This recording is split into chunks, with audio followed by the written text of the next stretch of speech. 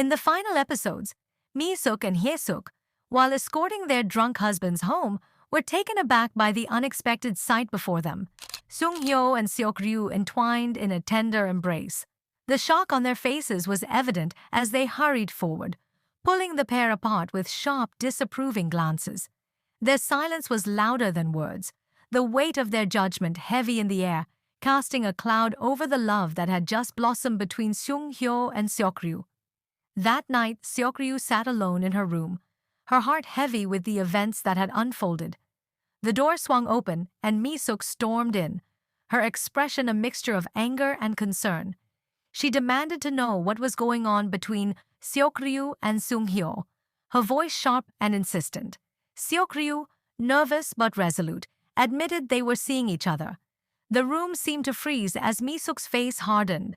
Without hesitation, she told her daughter to end things.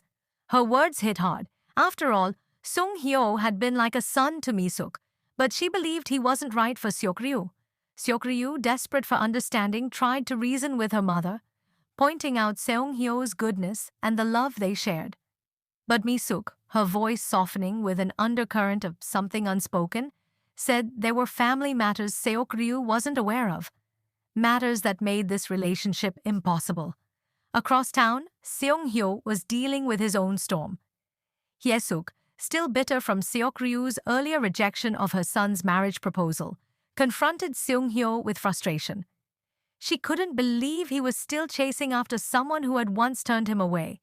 The mother, who had always adored Seok-ryu, was now filled with disappointment and resentment, urging her son to walk away from the relationship. Hye-suk's words cut deep as Seung-hyo stood in disbelief at how quickly her affection for Seok-ryu had soured. But love, as it often does, only grew stronger in the face of opposition.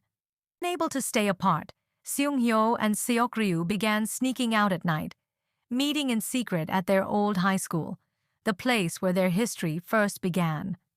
In the stillness of the night, they shared stolen moments, conversations whispered in the dark, and tokens of affection exchanged quietly.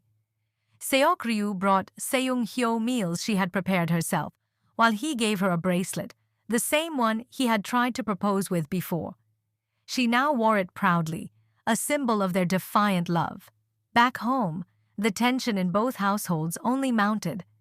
Suspicion crept into their mothers' hearts, and as the families became more entrenched in their opposition, every meeting between Sung-hyo and Seok-ryu became more dangerous and more meaningful. One night, with the tacit approval of their fathers, Seung-hyo crept into Seok-ryu's room. He knelt before her, his voice low and filled with emotion, as he confessed that he had loved her for as long as he could remember. He told her he wanted to make things right, and with all the tenderness in his heart, he asked her to marry him again. Seok-ryu, tears welling in her eyes, whispered her acceptance. Their joy was palpable, but even in the perfect moment, they knew that their journey was far from over. There was still the chasm between their families that had to be bridged. The turning point came when Hye-suk learned that Mi-suk's diner was closing. It was a moment of clarity for her.